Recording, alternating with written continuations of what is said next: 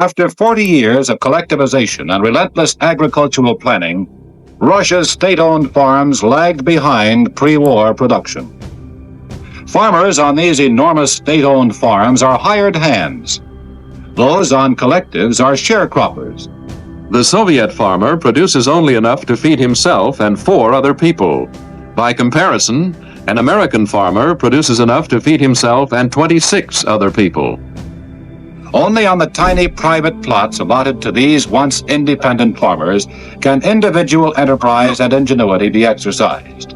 These little gardens, which make up only 4% of the tilled land, produce half of the milk, meat, and vegetables, 80% of the eggs, and more than 60% of the potatoes consumed by the Russian people. A rebuke to the whole system of socialized agriculture. The Russian farmer did not give up his independence willingly. In fact, Stalin admitted to Churchill that collectivization had cost more lives than World War II. In the Ukraine alone, more than 6 million peasants who resisted collectivization had been forcibly starved to death. Even in the satellites, the costly failure of collectivization was apparent. 1961's total harvest in Eastern Europe was scarcely better than pre-war production in the same area. Significantly, the best yield was in Poland, where some 86% of the land is now privately owned and worked. But if farm output was bad in the Soviet Union, Eastern Europe, and Cuba, it was catastrophic in Red China. Mao Zedong, in planning the Chinese economy, had favored industry with a huge percentage of the nation's capital investment, but allowing only 8% to agriculture. The gross industrial product increased greatly, but farm production rose scarcely enough to feed the population growth. After several preliminary stages, including the dispossession of large landowners, the Chinese Reds forced complete collectivization that eliminated even the smallest private ownership of land. 20 million who objected were executed.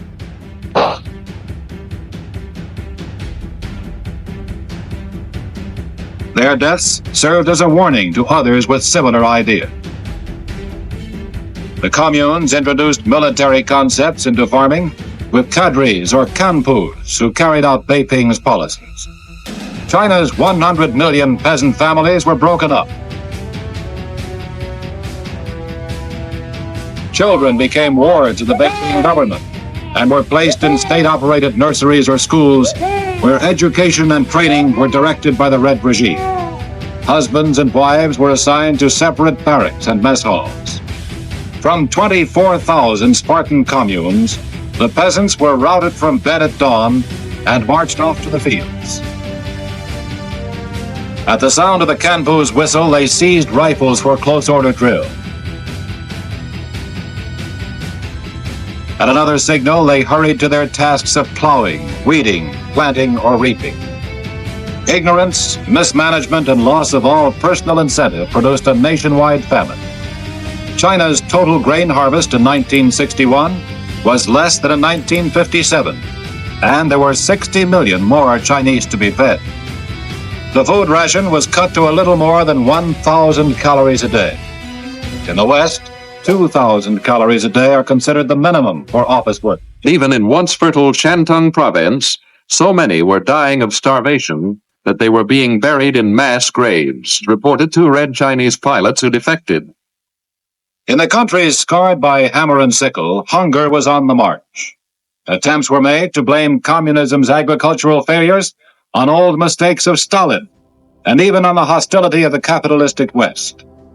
The communists could no longer shift the blame to the upper classes. They had been eliminated under communism. Workers were promised a classless society, equal income, control of the government and the economy. Yet today, Soviet incomes are grossly unequal within a new hierarchy of classes. The dictator has replaced the Tsar. Next to him is the new royal family, the Secretariat, consisting of never more than 25 people with unlimited incomes and privileges. Next in line is the royal officialdom of the party elite and the most important artists and scientists. They represent 1/10,000th of 1% of the Russian people. Each receives a monthly income of $20,000, in addition to special stores, cars, yachts, and other privileges. Next are the top officials, the aristocratic echelon composed of top bureaucrats, generals, industrial managers, important artists and scientists.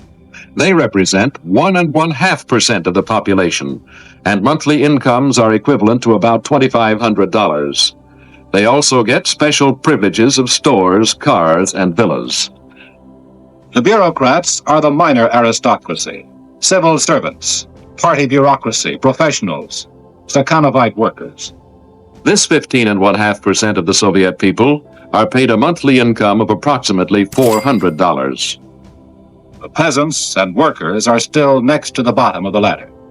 Representing 80% of the population, their monthly income equals about $160.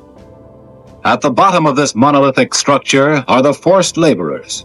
3% of Russia's over 200 million work at a starvation level. The map of the Red Empire is dotted with the locations of forced labor camps. Each country that has fallen to communist tyranny has supplied its share of the 20 million slave laborers that became part of the Soviet economy. But the economic importance of the slave camps is slight when compared with their value as links in the chain of terror that holds together the empire. Lie, treachery, torture, slavery, and murder are used deliberately to gain communist ends. Mute testimony to communist inhumanity is offered by the graves of millions of victims of the Red March to world conquest. The peasants of the Ukraine, murdered by deliberate starvation. Massacred citizens of Latvia. The slaughtered Polish prisoners in Katyn Forest. The bullet-riddled bodies of Chinese who failed to conform.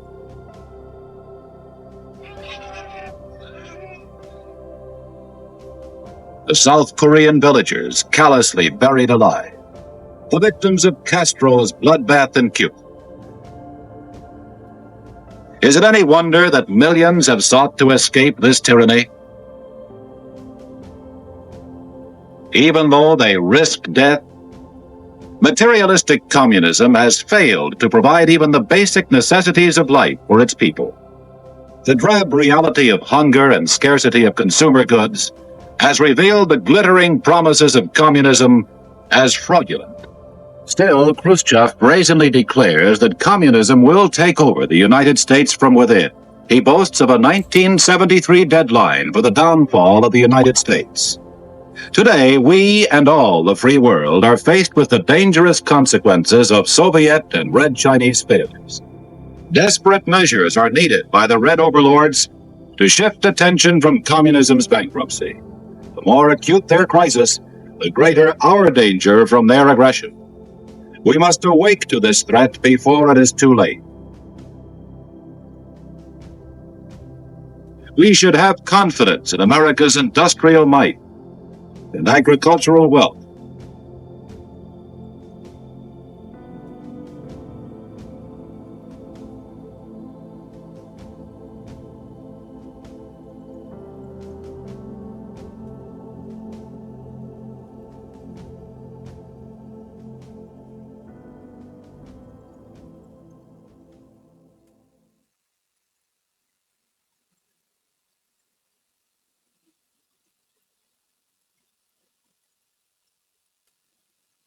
These are the products of free men working together in one nation under God. America's liberty has been purchased with the blood and sacrifices of its patriots, whose ideals have made our country the refuge and symbol of hope for the oppressed peoples of the world. We must understand the source of our great strength in order to preserve the ideals which have nurtured it. Freedom can only exist where the will and determination of the people are strong enough to preserve this precious heritage.